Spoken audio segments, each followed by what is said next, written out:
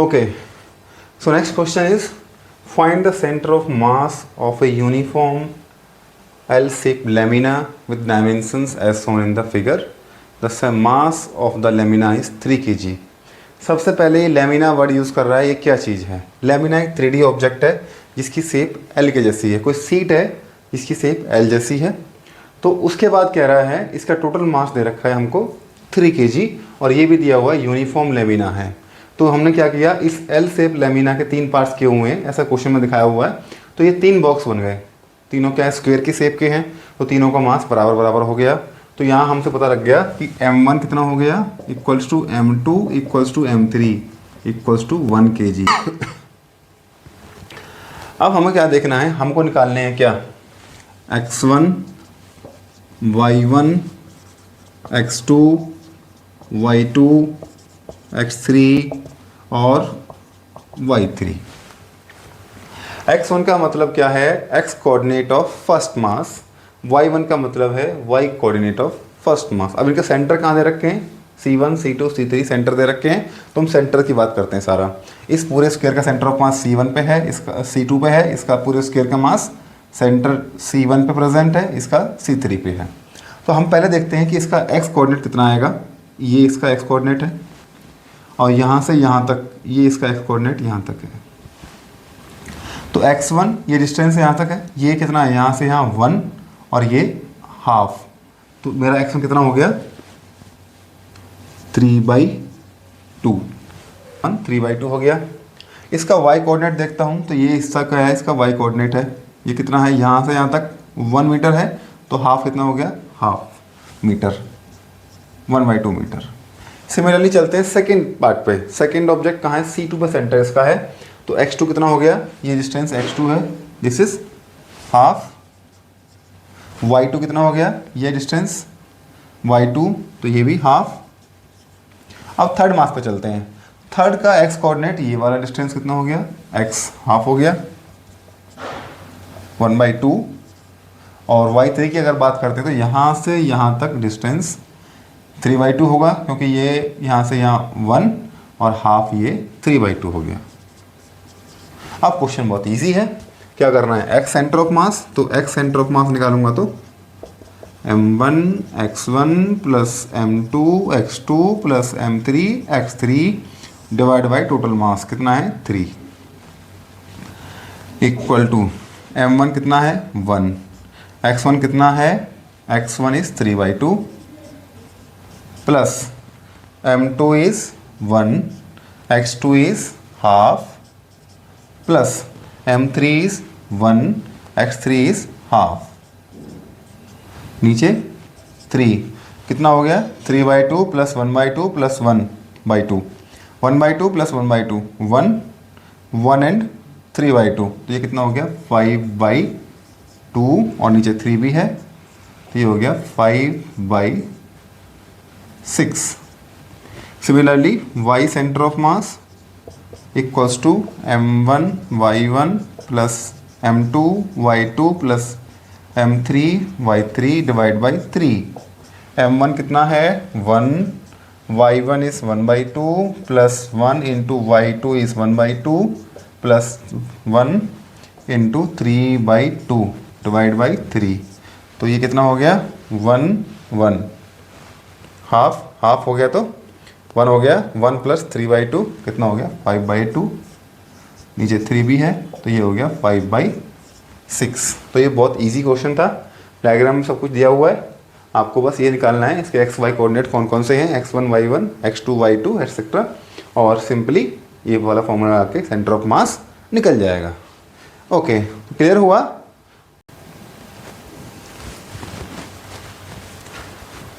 Okay, so again we have given a figure. The question is find the position of center of mass of a T-shaped plate from O. A O point यहाँ पे है, इसके reference से हमको इसका centre of मास निकालना है, position vector. तो अगर हम देखें, सबसे पहला हमारा पार्ट ये है कि इसमें हमको मास ही नहीं दिया हुआ है, कितना मास इसका है, m1 m2 कुछ नहीं दिया है, तो बिना मास के हम सेंटर ऑफ मास कैसे निकालेंगे। तो हम एज्यूम कर लेते हैं let sigma is the mass पर unit area of plate. Okay, sigma is the mass density जिसको बोल दें, या मास पर यूनिट एरिया हम बात करते हैं, ये हो गया। सो मास ऑफ हॉरिजॉन्टल प्लेट कितना हो गया, mass of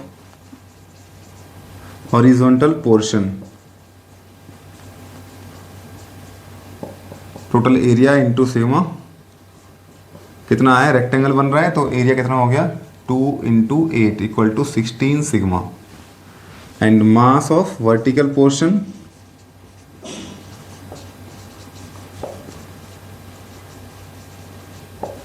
sigma into area, कितना एरिया हो गया यहाँ से यहाँ तक 6 इंटू 2, तो ये कितना हो गया 6 इंटू 2 12 सिग्मा, ये आ गया मासेस इनके हो गए। अब हम बात करते हैं इस पार्ट की जिसका सेंटर O1 है, तो distance of O1 from the O कितना हो गया, यहाँ से यहाँ तक कितना हो गया, ये टोटल 2 था तो ये 1 हो गया। अब इसका सेंटर जो O2 है इसका कितना डिस्टेंस है, O से देखते हैं, यहाँ से यहाँ तक 2 और नीचे का कितना बचा हुआ, टोटल 6 है, तो 6 का हाफ करेंगे 3, तो ये हो गया यहाँ से यहाँ तक 3 और ये हो गया पूरा 2, तो इसका पोजीशन कितना है 5 आ गया। तो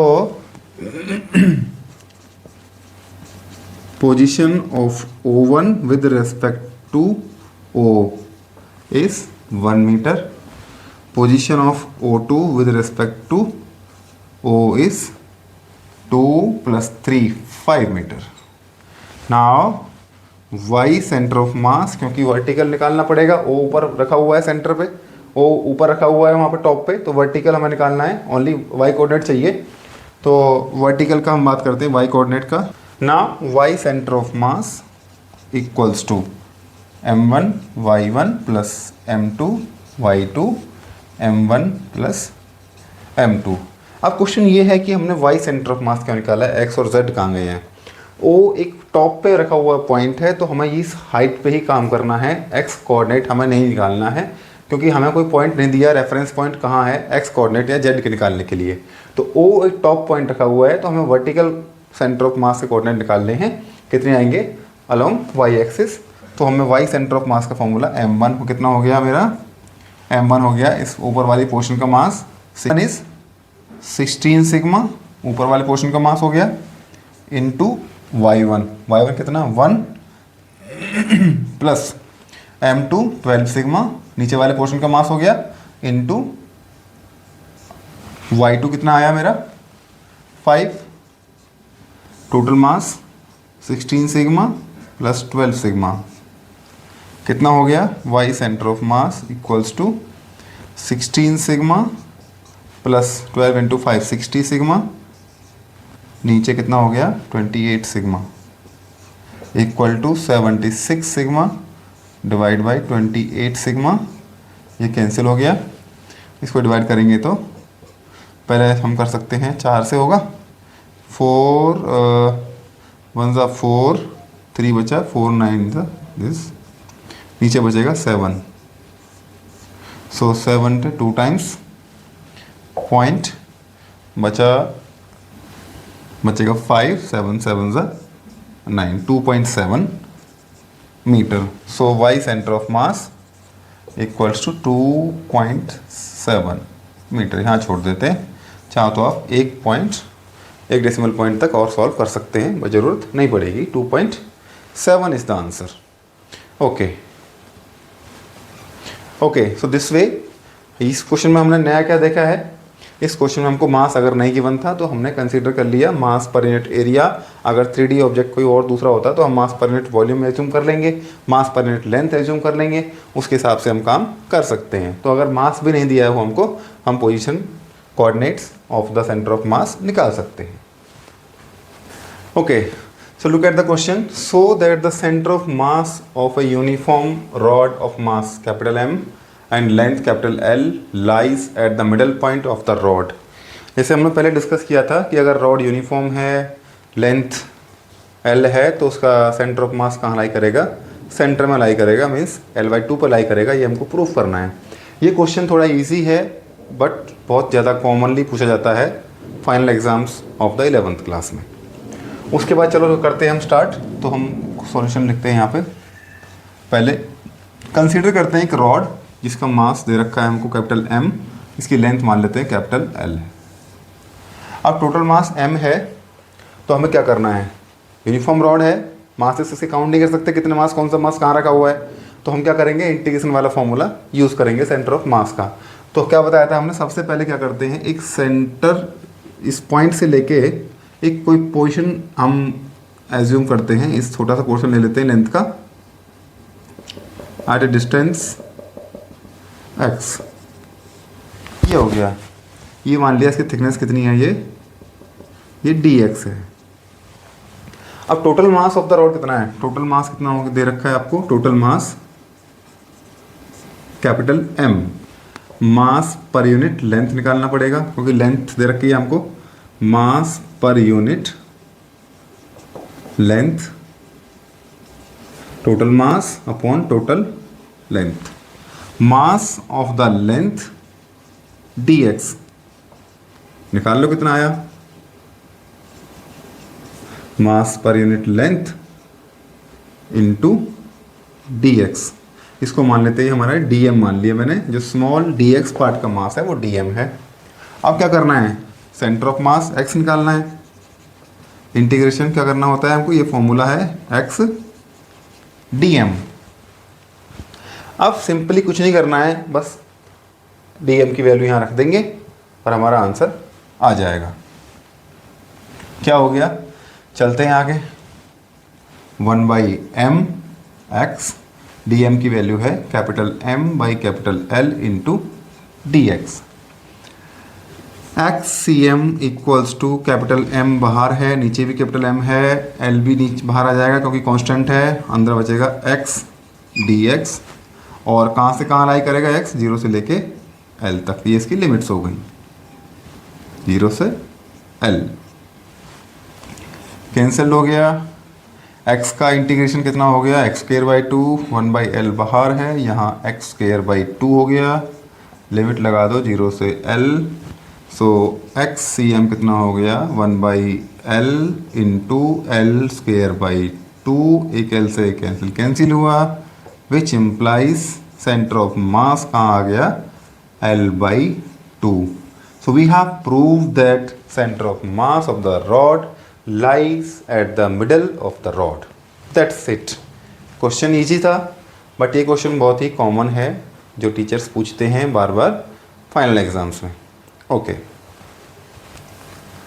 सो in this question we have given a square of side 4 centimetre, जिसको हमने 4 पार्ट्स में डिवाइड किया हुआ है, 4 स्क्वायर बनाए हैं इसके, और वो क्वेश्चन कह रहा है कि एक स्क्वायर को यहाँ से रिमूव कर दिया गया है। अगर चारों स्क्वायर की हम बात करें इस क्वेश्चन में तो इसका सेंटर ऑफ मास O पे लाई करेगा। अब O पे प्रॉब्लम क्या है कि एक स्क्वायर ये साइडेड वाला पोर्शन निकाल दिया है, तब बताना है कि सेंटर ऑफ मास कहाँ लाई करेगा। तो पहले कंसेप्ट ये लगाना है कि सेंटर ऑफ मास जिधर मास ज़्यादा होगा उधर मूव करेगा, क्योंकि यहाँ से मास निकल गया है तो ऊपर शिफ्ट हो जाएगा, हमने क्या तो सेंटर ऑफ मास ऊपर शिफ्ट हो जाएगा। मान लिया कि सेंटर ऑफ मास 3 स्क्वायर जो बचे हैं उनका सेंटर ऑफ मास O2 पे आ रहा है अभी, और जो स्क्वायर निकाला है उसका सेंटर ऑफ मास O1 पे था। पूरी बॉडी का सेंटर ऑफ मास O पे है। तो चलते हैं बात करते हैं फिर हमें आगे। सबसे पहले निकालना है AC कितना आएगा इसके अंदर, AC की वैल्यू आएगी 4² प्लस 4² अंडर रूट 16 प्लस 16, ये हो गया 4√2। अगर हम AO की बात करते हैं, AO equal to OC equals to AC/2, तो ये हो गया 2√2। अगर हम OO की बात करते हैं, क्योंकि पूरा स्क्वायर है, O1 कहाँ लाई करेगा, सेंटर ऑफ स्क्वायर में, तो ये डिस्टेंस कितना आ गया, OC का हाफ, तो यहाँ से मिल गया मेरे को OO1 इक्वल्स टू √2 बची है। अब क्या लगाना है, सिंपल क्वेश्चन है बिल्कुल, moment of shaded portion equal to moment of unshaded portion. Moment कैसे लिखते हैं बताते हैं अभी इसका हम, मोमेंट ऑफ साइडेड पोर्शन जो स्क्वायर निकाल दिया है equals to moment of unshaded portion around O की बात कर रहे हैं हम लोग। तो क्या होगा, मोमेंट कैसे लिखते हैं हम लोग, मास कितना है और यहाँ से कितना डिस्टेंस पे है वो। तो मास कितना हो गया मेरा, शेडेड पोर्शन का मास m है, सेंटर से कितने डिस्टेंस पे है O1 equals to remaining part का मास कितना है 3m इनटू कितना डिस्टेंस है O2। सबसे पहले m से m कैंसिल हो गया, O2 निकालना है मेरे को, तो O1 बाई 3, इसकी वैल्यू निकाल रखी है √2/3। सो position of centre of mass COM of remaining portion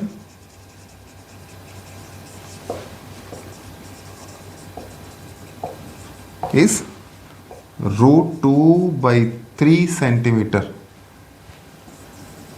from O। Done हो गया।